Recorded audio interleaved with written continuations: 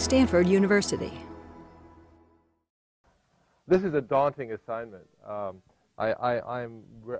wanted to be a little bit modular, and so I'll ask the magic question. If you are from science or engineering, raise your hand. Great, wonderful. I will keep in that part because my understanding after having talked to a bunch of my colleagues who teach writing in the major courses is that the hardest disciplines in which to have meaningful writing in the major assignments is science and engineering. Not all science and engineering, but there are areas. And so I think economics is easier to produce good essay assignments, but there are problems there as well. And I'll get into why there's problems, because I have a different take on why you do essay assignments than I think most academics do. I used to do it the way everybody does it. Every course I ever taught for the first 10 or 15 years of teaching, I assigned a term paper. That is the standard modality, is you, early on in the quarter, sometime in the first 4 weeks or so, you start talking to students about the necessity of picking a term paper topic, doing a lot of out-of-class research. The nature of the research, of course, varies from discipline to discipline. It can be collecting data, it can be reading novels, it can be doing experiments in a laboratory. But the important point is that the term paper typically is more than just a regurgitation of classroom material. It is something beyond that, where its purpose is not just to demonstrate some knowledge learned in the course, but also to demonstrate research skills. And then at the end of the quarter, usually dead week or finals week, a tome is delivered. Something is 25 or 30 pages long with lots of references. And you tell the students all along, and you give them some advice, that one of the reasons for us making this assignment is you want to help them develop their writing skills. But the problem is that term papers are really not a great vehicle for the last objective. They're a terrific vehicle for getting people to apply their knowledge in an in-depth way. They're a terrific vehicle for getting people to organize their research. And they're also a pretty good vehicle for causing them to sit down and think logically about the topic that they picked. But they're really a poor vehicle for actually teaching people writing skills. For many, many years, until one of my heroes, Claude, showed up, Stanford labored under the same illusion that every other university I've ever taught at or been a student at labored under, which is that it's the job of the freshman instructors to teach people writing skills. Okay? You let them take some composition courses in their freshman year, and pretty much that's it. They pop out of those courses as some sort of combination of Scotty Restrin and Ernest Hemingway, and and they're ready to go. They're ready to write term papers in everything from French literature to theoretical physics. Okay, and that is completely erroneous. I mean, my experience with all students is that on the one hand, the freshman composition courses teach them a lot. On the other hand, they teach them almost nothing about any given subject's mode of expression other than the one of the instructor. All right? That is to say, it's not realistic for me, if I'm teaching freshman composition, to teach people the appropriate modes of expression in French literature. Likewise, it's not really appropriate to expect someone who is a professor of French literature to teach people the modes of expression in economics. It's just not true. It's not going to happen.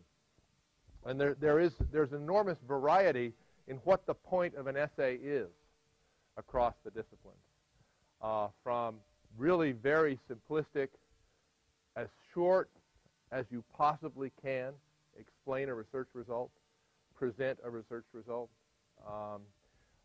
which is characteristic of some of the science disciplines, not all of them, all the way to the essay may be about a scholarly topic, but it's really about you revealing some sort of creativity in your writing abilities, you know, sort of the extreme of the sort of Yale school about literary scholarship that emerged in the 70s.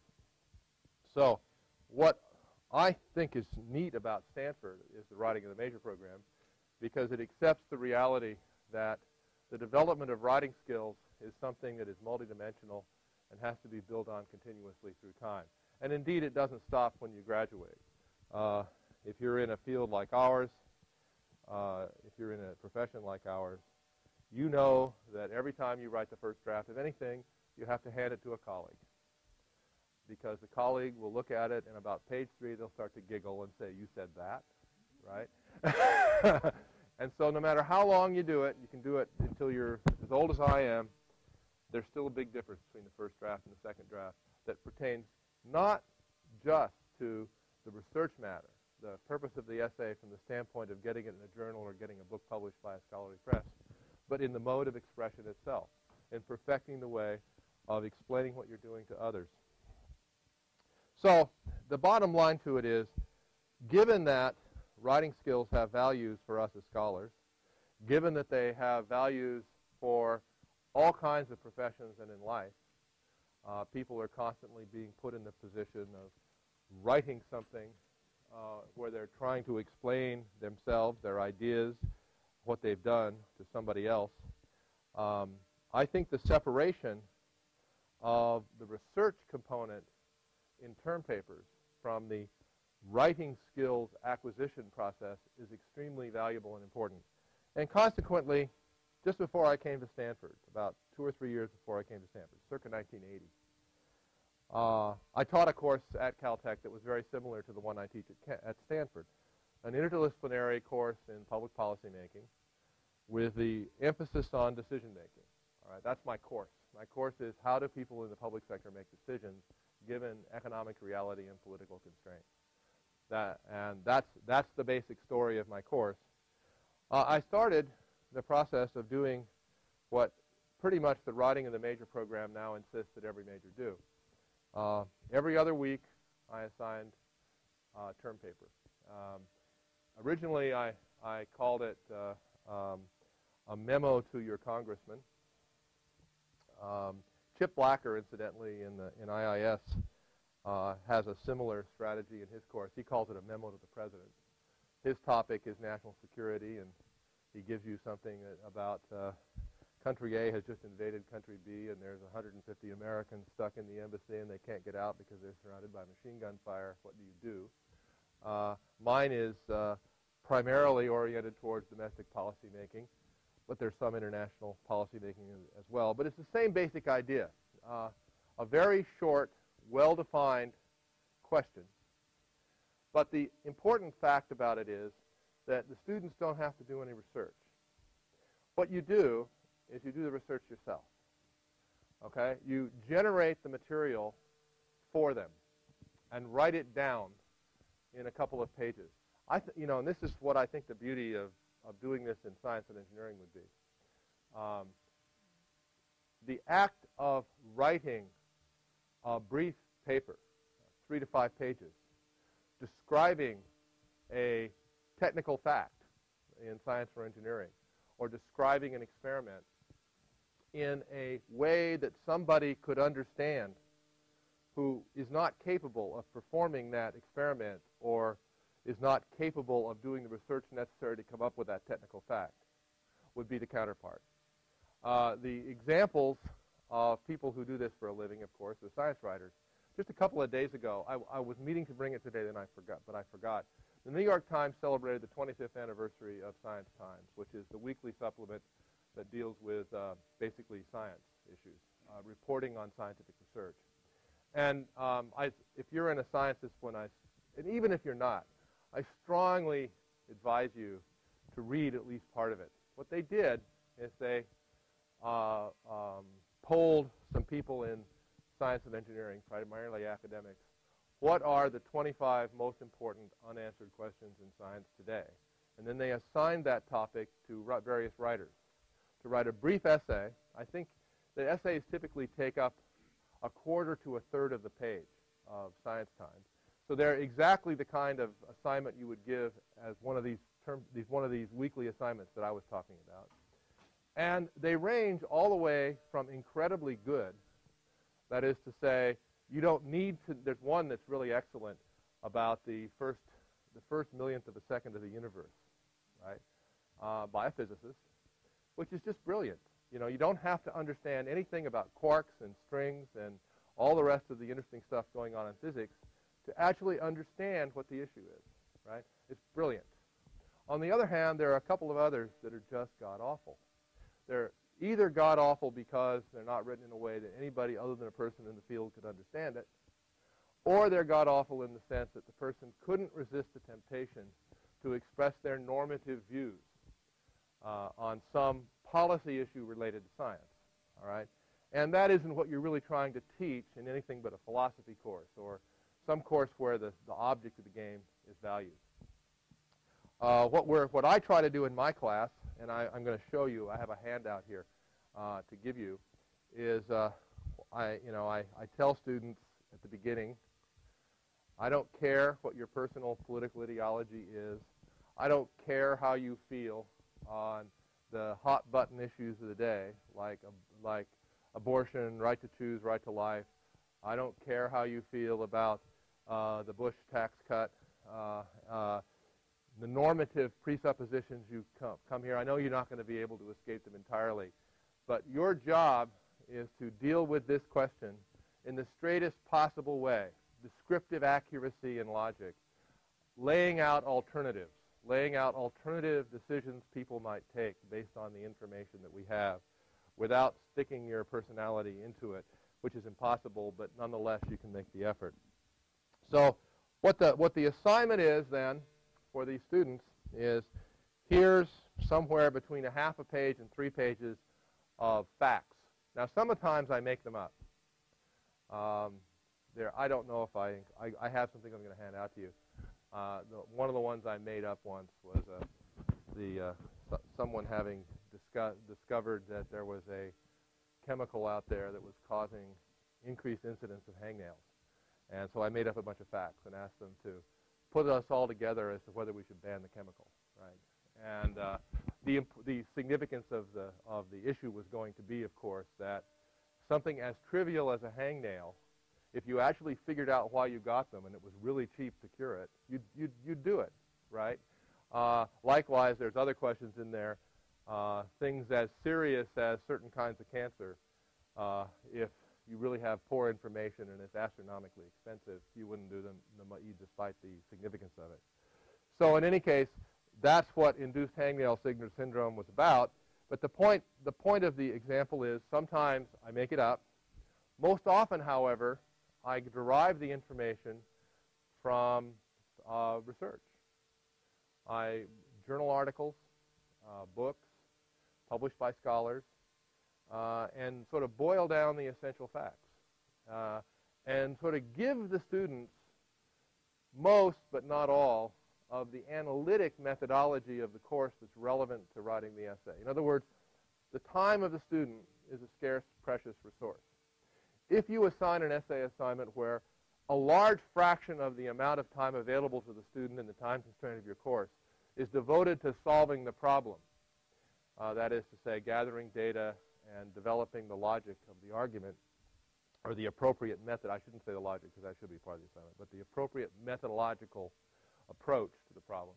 If they devote a lot of time to that, they don't have a lot of time to writing. My course is 5 units, which means 15 hours a week of assignments. That's my budget. I make them come to class 5 hours, 5 of those hours. I assign them reading. That takes them another 5 hours. So I've got 5 hours a week of their time to be spent doing homework. My course is quantitative. It has lots of problems, like a science or engineering course would have. So at least 2 or 3 of those hours have got to be devoted to doing problems. So now I'm down to 2 or 3 hours of writing the essay. I don't want them to be doing research for that essay. I'm going to use the problems to test their ability to pick out the right formulas and pick out the right theoretical models or the right statistical arguments to deal with a problem. All right? I'm gonna give that to them on the essays because what I want them to do is spend that entire 2 to 3 hours thinking about writing 2 or 3 pages, right? And that's the objective, develop the writing skill. But then the other important fact is I said I assign these things every 2 weeks. They have to do it twice because the first isn't graded. The first is nothing but a vehicle for making red marks on a piece of paper, which the red marks are both the substantive content and all the classic things that we think about grading in a composition course. You know, the style, the grammar, the punctuation, all that stuff. But by far the most important in that is, did you write this in the mode of expression of the discipline that I am trying to teach? In my case, policy analysis, did you use the terminology and the methods of analysis and the methods of approach to a problem that are the conventional modes of communication among the people who do this for a living? All right? And now, the experience I have with this is that the first essay assignment, they don't know this, and if you tell them, I will be very angry with you. The first essay assignment is almost never included in the final grade. And that's because the median grade is typically somewhere between a D and a C minus. And why is it between a D and a C minus? Not because Stanford students can't write, not because Stanford students aren't smart. It's because Stanford students, in their first assignment ever in an economics course, where they had to do this, have no clue how to do it. All right? They have no clue how to write a nice, punchy 1,000 words to explain a specific point. They don't know how to do it. And you get, you know, failure mode number 1. The person who thinks that he's writing a short story, or the person who thinks that she is writing an opinion article on the op-ed side of the New York Times. In other words, strong advocacy of a position. And so those typically get a lot of red marks. No, I don't care what your opinion is. No, if you took an entire paragraph to make a point that could have been said in a 5-word sentence, that left you with not enough words to convey the essence of what you're trying to say in 2 or 3 pages. Now, I know lots of people in other disciplines would say, well, you shouldn't try to suppress their creativity. And I don't think of it as suppressing their creativity. I think of it as, I am trying to achieve a certain number of academic ends here that I think it's useful for everyone to have. It's even useful for someone who is a professor of creative writing at Stanford to be able to have this skill when writing a committee report for the faculty senate. All right? And this is that the essay assignment is supposed to be precise, to the point, something that John Hennessy reads when he asks somebody on his staff to crystallize a problem he faces for him. He is not interested in, when he asks the question, you know, or back to the Gerhard Casper days, this is actually one of my former essay assignments. Recall the hospital merger. Anybody who hasn't lived on Mars in the last few years knows that Stanford went through a debacle with merging its hospitals with UC San Francisco's hospitals. And then it was a debacle, and the question before the House that was posed to Gerhard Casper was, of course, how do we extricate ourselves from this? Well, that was one of my essay assignments in my class. I gave them all the facts and said, what do you do, right? Well, when Gerhard would have asked, at that time, I believe, Peter Van Etten was the person in charge of the hospital system at Stanford. When he asked Peter, tell me what went wrong and how we're going to get out of this or fix it, he isn't expecting the great American novel in response, right?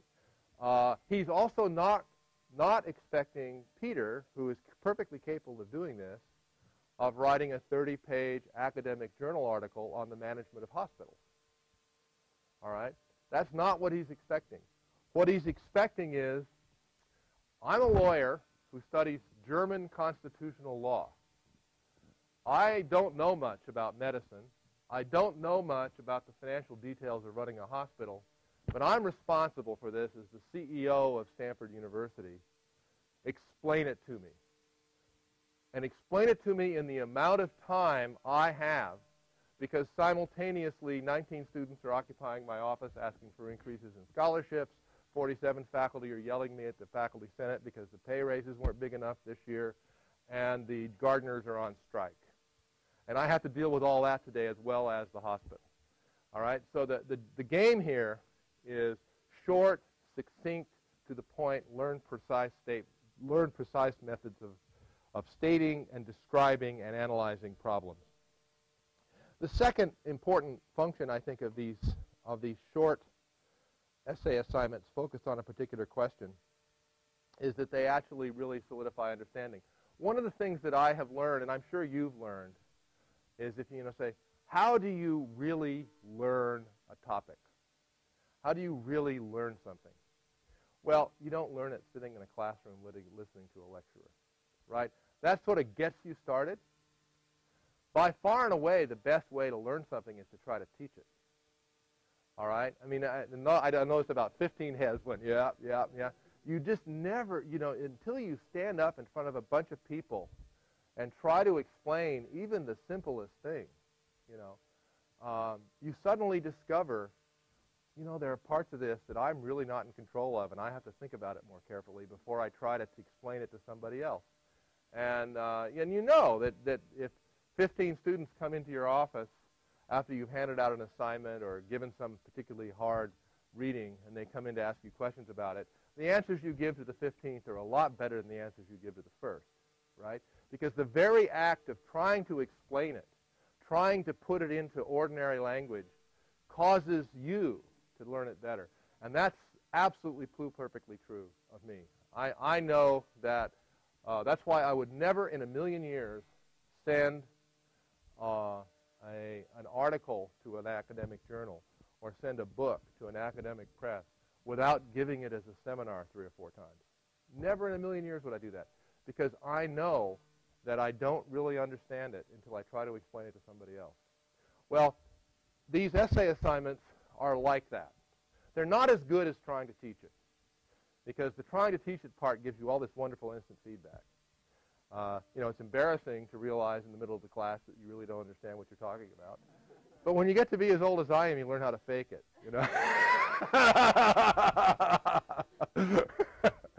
But the important fact here is, think of these short essay assignments as a substitute for the students actually giving the lectures in the class, in a certain sense.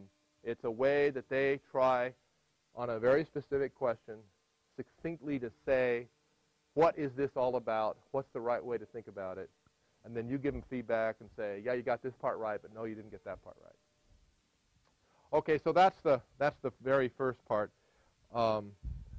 The solidify understanding, precision of expression. And then, of course, the third one, which is implicit in the Gerhard Casper story, and implicit in the literature professor who's the chairman of the faculty committee trying to write a report, in our professional lives, in the kinds of professional lives that Stanford students are going to live when they get out there. They are going to be, early in their careers, producers of the 2 or 3 page memo to the CEO that explains the latest catastrophe. And in the second half of their career, they're going to be the ones who are receiving those. All right? And that's part of the game, is to get them going on that track. I know it's considered bad form to talk about Stanford undergraduate degrees as pre-professional degrees, but the reality is, in the contemporary job market, they are. And this is an extremely important skill for students to have. Okay, so the non-research paper story then does what I would say is 2 of the 3 things a term paper does. It allows them to demonstrate their knowledge, but in a much more economical way that doesn't absorb all their time. And it does give you the opportunity to teach them writing skills that mimic the modes of communication in the discipline covered by the course or the topics covered by the course. Now, I mentioned briefly how does one get ideas for these things, and I want to go into that in a little bit more detail, because I find that the hardest single part of my task isn't writing the assignment. Once I've decided what it's about, and you'll see some of these. I'm going to talk you through a couple of these. They're kind of fun. But the hardest part is, so what's a good question? All right, and so what do I do? Well, I have a very peculiar way of reading the newspaper every day, and reading the New Yorker, and reading Atlantic Monthly, reading The Economist. When I'm reading these popular publications, I'm constantly looking for howlers, looking for completely serious, straightforward attempts to explain something that just go way off track. And that's where I start. All right? And the reason for it is simple. If you're reading the sort of upper crust of journalism, the best news magazines, the best magazines in the category of the New Yorker and Atlantic Monthly, the very best newspapers, those people are really smart, right? The people who are writing those articles are really, really smart. And for the most part, not completely, they're pretty good writers.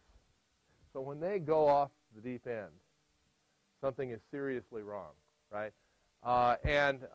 So it's a great thing to do. I find about a howler a day in the New York Times. I don't know. One of the great advantages of being an economist who does public policy is that, something like once a week, there's an article in the New York Times about something that I actually know something about, right? As contrasted to I'm ignorant about. Most of the news stories, I'm just like you, right? I don't actually have any direct knowledge of what's it like to be a foot soldier in Iraq. All I can do is read descriptions of it by journalists. But for every single person in this room, there's going to be a handful of New York Times articles every month that are right at what you do. Even if you're a theoretical physicist, there's somewhere in the New York Times, there's going to be an article where you actually understand what they're writing about, and you know at least as much and probably more than the reporter knew.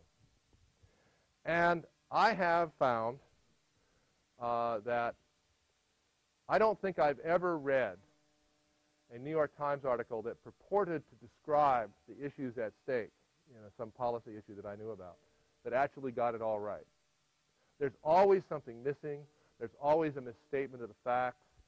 There's always some argument that is illogical. The conclusions don't follow from the assumptions. And the main reason for it, of course, is that they don't have the time, right? They're writing on a deadline. They're trying to do something really complicated. They just take their best shot at it. And as long as they can show their editor that 2 telephone calls seem to have said this, they're home free, right? Well, that's a great way to motivate students, is to come into class and say, this week your essay assignment is about, well, what am I going to pass you out?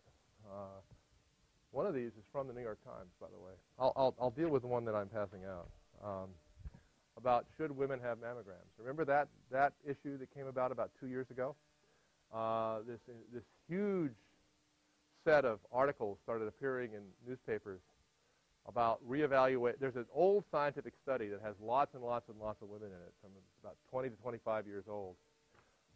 And it turns out almost all of the epidemiological research on the clinical value of mammograms comes from replowing this same data set. And the reason is it's huge. It's like 50,000 people. They followed 50,000 people for several years and used that to try to figure out, are there things associated with the propensity to have breast cancer, and then what is the relationship between the ability to detect and cure breast cancer with respect to the frequency with which you have mammograms. And so we've had now about 20 years worth of research on this same data set. And the research that was reported in the New York Times and other newspapers almost exactly 2 years ago, in the fall of 2001, was wonderful grist for me, and would be wonderful grist for somebody teaching a course in biology or statistics as well as economics. Because the person who was writing the article, on the one hand, was taking the best possible shot at getting it right, but on the other hand, it was clinical trials and statistics and mechanisms within cells and all this stuff. You know, you'd have to have 3 PhDs to be able to understand in complete exquisite detail everything that was going on in these studies. So as a result, it was a joke. And so I start off the process by reading the Howlers, reading the things that an undergraduate who has just taken a course in decision theory, is in the middle of taking a course in decision theory, who knows something about statistics, who knows something about the economics of medical care, because that's part of my course, would, at that moment in time, find them just hilarious, right? Well, that's a great motivator, because it tells the students, hey, you know, here's a nice confidence builder for you. There's this long article in the New York Times that went on for 2 entire pages with no advertising. It was a huge article. And there's several mistakes in it that you wouldn't have made. All right? Now, here's your essay assignment, which contains some of the information that was misused in this article, but I'm not telling you what. You figure it out and write the 2 or 3 pages that fixes this problem, right? Well, needless to say, they like that kind of stuff, right? That's real-world application of biology and statistics and economics all wrapped up in something of sufficient importance. It produced first a first-page story in the New York Times, and then secondly a follow-on story that took up 2 entire pages, right? 2 entire pages in the New York Times, incidentally, is like 40 manuscript pages. It's huge. Okay, so that is my source of motivation. And again, no matter what you're doing, you know, no matter what field you're in, there's going to be things like that in the high-class popular press. And don't use the low-cost popular press. I started off using National Enquirer, but it's just too easy. Okay, so that's the first part of the story. Then the second part of the story is sometimes I am forced to actually go find more information, either in the scholarly literature or in government data sets. But I try to minimize that. I do it. I shouldn't say minimize, because minimize would equal 0. But I try to be very narrow and very focused so as not to make the problem too complex. All right? So there'll be 2 or 3 things maybe that are facts and figures or theoretical arguments, something like that, taken out of the literature, but they're actually specific and targeted on the project, on the focus. Now, as you see, what I've done is I've really done a lot of the work we normally expect students to do in writing a term paper. We normally expect students to read the literature and figure out what is the relevant thing to use. We normally expect students to go out and gather data, and if that's the nature of the assignment, and put it into the paper. Basically, what I'm doing is that. I'm doing that for them. I might add that it would be bravery beyond the call of duty to do this in the number of times that I assign essays in my class. I assign biweekly essays, as I said before. Plus, in addition to that, I assign 3 final projects. The final projects are longer versions of the same thing. The essays, I tell them to hold it to 3 pages, and I won't read past the bottom of page 3 using 12-point font, double-spaced. You have to specify, because if you just said 3 pages, then a Stanford student would figure out that you can get an awful lot using 4-point font and single spacing. So you have to just say, I'm only reading 3 pages, and that's the end. And then the final project at the end, which actually the mammogram story, which I'll show you, was a final project. So that one, they are allowed to go to 1,500 words. But that's still really short, right? That's 5 or 6 pages. And the idea of these things is narrow, focused question, a lot of information about it, separate from the wheat and the chaff, and go for it. Now, I have had, I think, a bigger turnout than I anticipated. I probably should have sold tickets. So I think I only brought 30 of these. You want to? Oh, you want to do this row? Oh, here. See what we can do here. Oh, here's another one. Here, you look like a hungry for knowledge. I'm including the descriptions I have of the essay questions that's passed out at the beginning of the quarter. You'll notice I have these things numbered. In going through here, thumbing for things to show you, I stopped at essay question number 29. I have a file of all the essays I've ever created throughout my whole teaching career, and I recycle them. All right, that's what I meant about if you're giving biweekly assignments throughout the quarter, which means 4, since you can't do anything the first week, given the idiotic Stanford shopping system. So that gives you basically 4 assignments plus 3 final projects. So I can't do 7 in a quarter. So what I do is recycle them at the frequency of about once every 5 years. That requires a bit of updating, but what I have now is a stock of about 40 of these, which the students see 7 of them every year. Maybe 2 or 3 of them will be new, and the rest will be recycled. So the stock keeps growing, and then the numbers here are just the numbering system I have in this printout.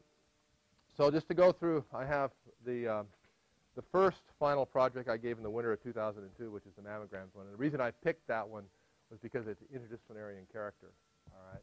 All right. There's a description at the beginning of what the final project's assignment is, and then this other one is this book of essay questions, the front piece of that. One of the things I do for the students, actually, what I do is I give them all of the essay questions I've ever given as things to use to study for tests. And sometimes I have them do problems in the essays without writing the assignment, because some of them are basically perform a policy analysis, but one of the things I can do with it is just make it a homework problem and not an essay. So one of the things they can get on the web is my entire list of essay questions, and as the term progresses, I give them specific assignments from that. So I let them all read all of them if they want to. And if they have particular interests, they can read some facts about some things. In any case, let me first go through what are a couple of points here. In this essay question description, the second sentence is the crucial one. Imagine that the assignment is to write a memo to a bright but not necessarily very well-informed decision maker in the government. That may seem an oxymoron, I know. But that is the assignment. That's what differentiates it from the standard way we do term papers and the standard homework assignment, right? What you're really trying to get students to do in most assignments is be little U's, right? They're showing you how to solve a problem in your discipline. And if they're going to write it in words, they're writing it sort of as junior professor to senior professor, right? As budding professor to accomplished professor. That's the way we sort of think about term papers. A really great term paper is one where we tell a student, you know, you're 2 drafts away from submitting this to a professional journal, right? Well, that's different than this, right? This is, the Gerhard Casper story. A very bright, well-informed, intelligent person who is not very knowledgeable about the specific topic, but who can follow a good, well-documented logical argument about anything, who's capable of picking up a good book on theoretical physics that's a pop science book, or a good book on literary criticism, or a good book on economics, doesn't matter what it is, written well for a popular audience, the sort of well-informed layman, and getting a lot out of it, and moreover, being able to evaluate it, being able to say, yeah, I like this argument, or no, I don't. It makes sense or it doesn't. That's the audience. The audience is not the professor. The audience is a mythical other person. All right? So, and then the second part is the second sentence is deal with this point I said before. The point I make to the students is you have to do the best possible job of stripping your own values from it. And for some of them, it's really hard. And it doesn't matter where they are on the ideological spectrum. It's just really, really hard to get someone to write without revealing what they really feel about something. And that's not going to be as hard in a science class, of course. But in a humanities class or a social science class, the students are very prone to have strongly held views about how the world should work. And they want to tell you those views. And that's not what I want or what I think you should want in these assignments. Notice with regard to the final projects, the story here in the write-up that is important to state is that they're explicitly told not to do any additional research. And if we there's a question here. If you read number 29, counting the votes, you'll notice in the first paragraph I say, please forget everything you have ever read on this issue. This is about Clinton v. Gore. Okay? So the entreaty is everything I want in your essay. Excuse me, Bush v. Gore. Yeah. This is about the 2000 presidential election. And it is, I want you to assume that the only relevant facts are the ones in this one page. Nothing else. All right? And so in many of these cases, this is a problem I would have more, I think, than some of you. If you're assigning if you're making an assignment that's dealing with something that's widely debated in the press and is a matter of public discourse, something they talk about in their dorms with their compatriots, they'll know a hell of a lot more about it than you would ever want them to know for the purpose of writing a 3-page essay, right? And so you have to be very, very clear. Don't bring in extraneous information, no matter how truthful it is and no matter how relevant it is, because that gets at this issue. I want them to be focusing on the short, brief, to-the-point exposition as contrasted to the comprehensive analysis we might do in a research paper. All right, so that's sort of the main lesson there about how we build these essays. So in any case, for your amusement and potential inspiration, I hope, there are several of these questions here. The mammogram question will migrate from a final project question in 2002 to an essay assignment sometime in the future with updated information from subsequent rounds of the debate, since it's still not over. Incidentally, the issue of at what age should women start to get regular mammograms, if you go out into the medical community, you'll still get 20-year differences in the answers you get from physicians. And interestingly enough, there's enough information in this for you to be able to give them the right answers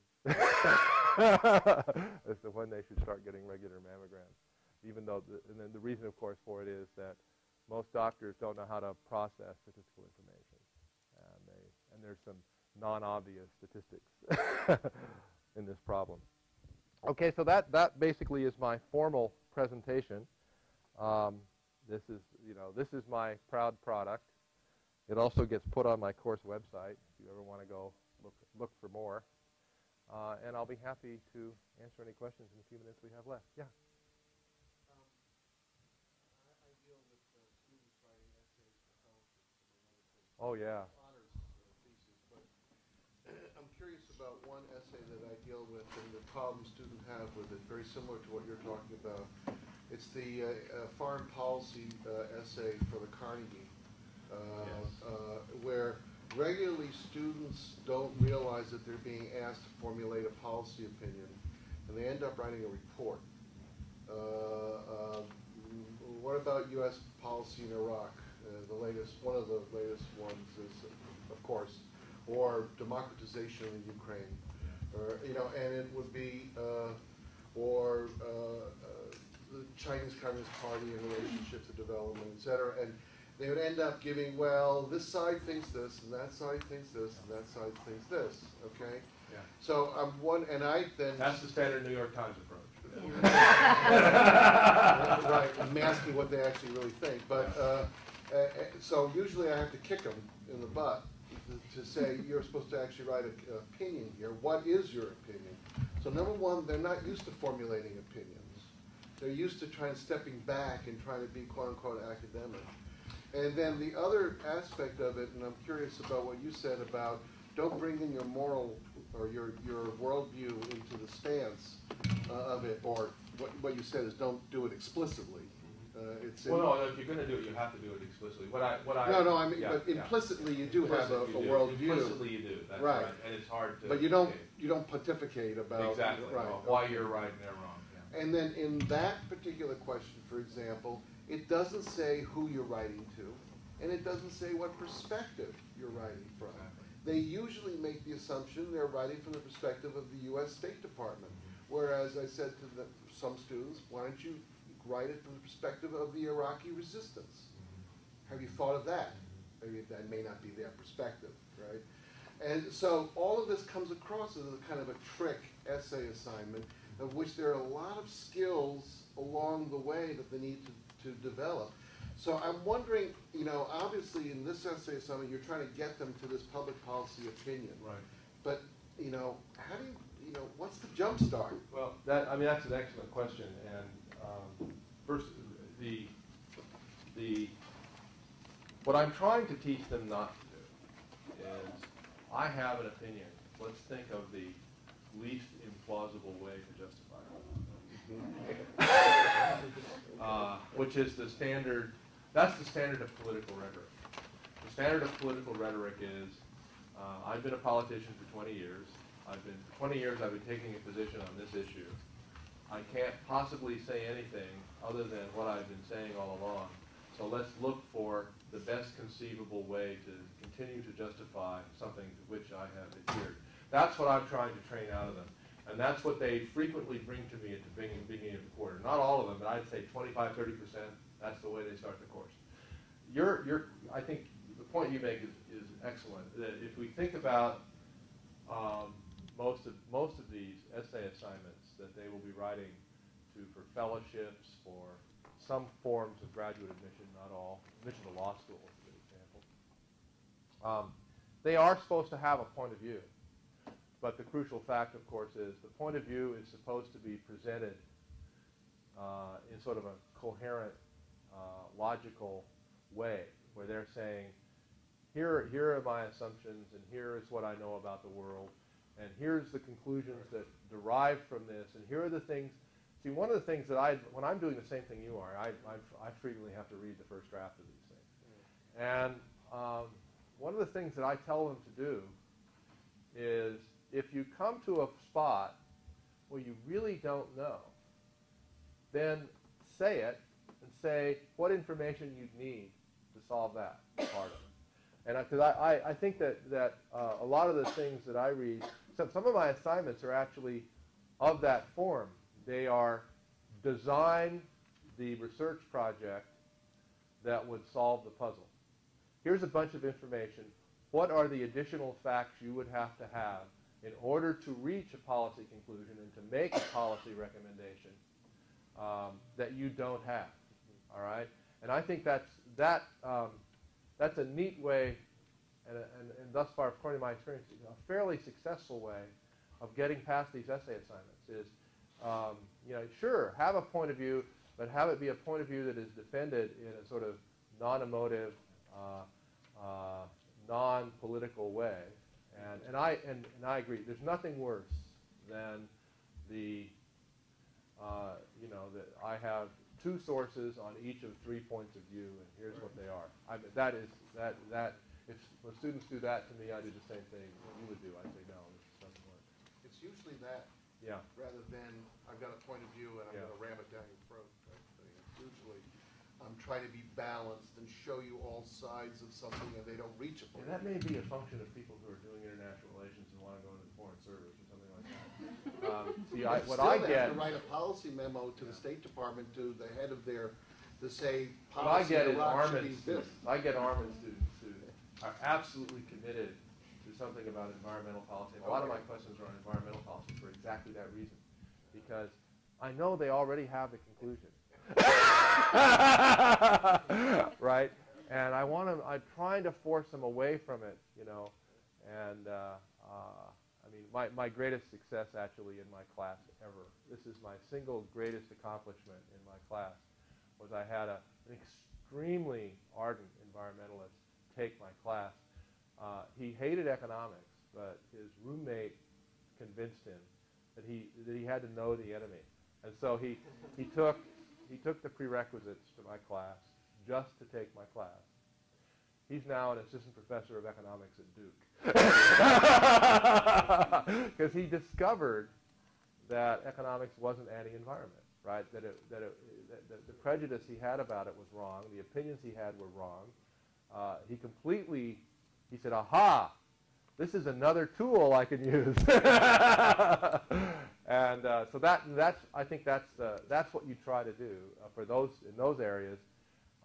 And I think that certain things about distributive justice, healthcare policy, environmental policy, and I suspect even the war in Iraq for people who have no desire to go into international relations as a field is hot buttoning. And so my problem, as I see it, is somewhat different than yours, but I think they're compatible in instruction. Yeah. A two-part question. The first is, could you say a little bit about the time and the time load here for you and anybody else that's working for you as an assistant, teaching assistant or whatever? Do you do all of this yourself? Okay. And my dear friend Claude gives me enough money to have extra TAs. No, not that much. I have, you know, the economics department does not provide adequate TAs to teach courses that have essay assignments of the size of my class. My class typically has an enrollment of 80, and the economics department. To do this kind of feedback on essays every week for everybody, 80 people, would be a fairly substantial. Exactly. And so what I do is I have one TA from the economics department, one TA from public policy, and one TA from Claude. So among 4 people, we divide the work among 80 students. So we're doing 20 a week each.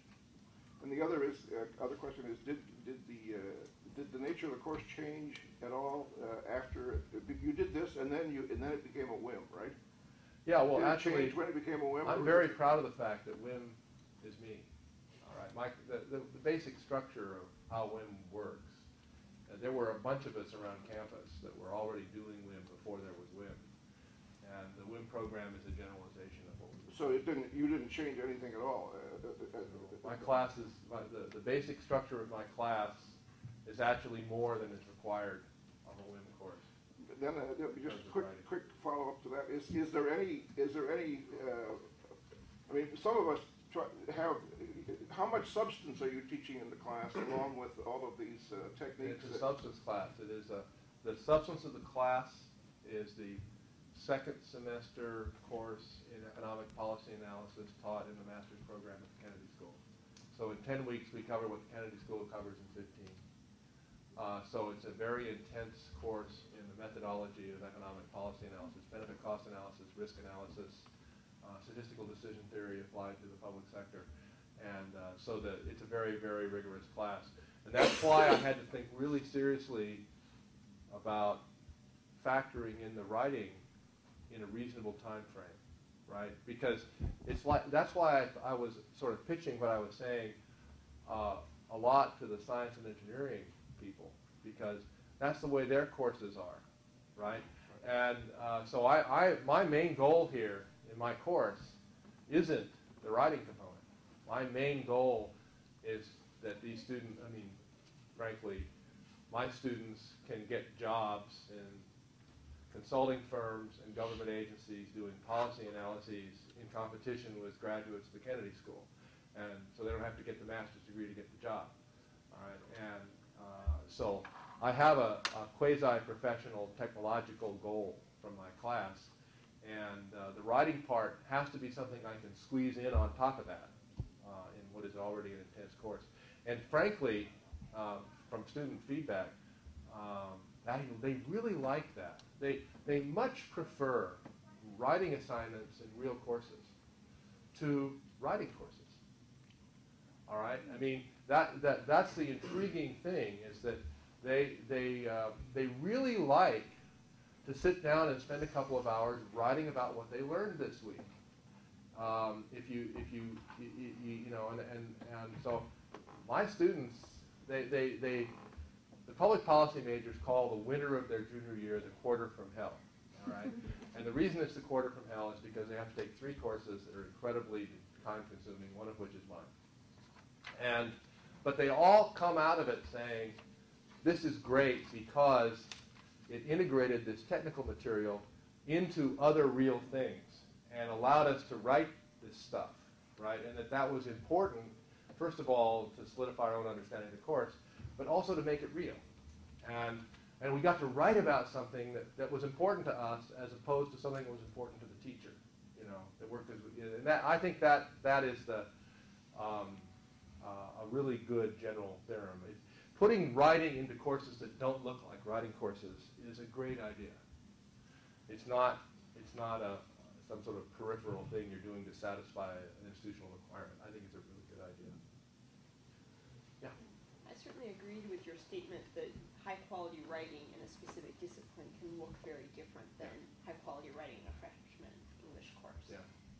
How do you go about giving them a picture of what that writing should look like, what they're aiming for, particularly if what you're giving them as research is your summary rather than papers written in that style? Absolutely great. Fortunately, being an economist, I have access to things that you don't have. All right. The Brookings Institution, the American Enterprise Institute, the Stanford Institute for Economic Policy Research have all produced things called policy briefs, which are things that are 2 to 5 pages long that summarize a policy issue. I assign those. I assign 2 or 3 a week for the first half of the course, and they're connected to the course, but the main purpose of assigning these is to give them examples. The second thing I do is I've written some of these things myself, and I have the students read them. I have some handouts early in the course. You'll notice by the handout that I passed out here that my questions are like business school case studies, right? Some of these questions are 2 or 3 pages long, single-spaced, and they are essays, right?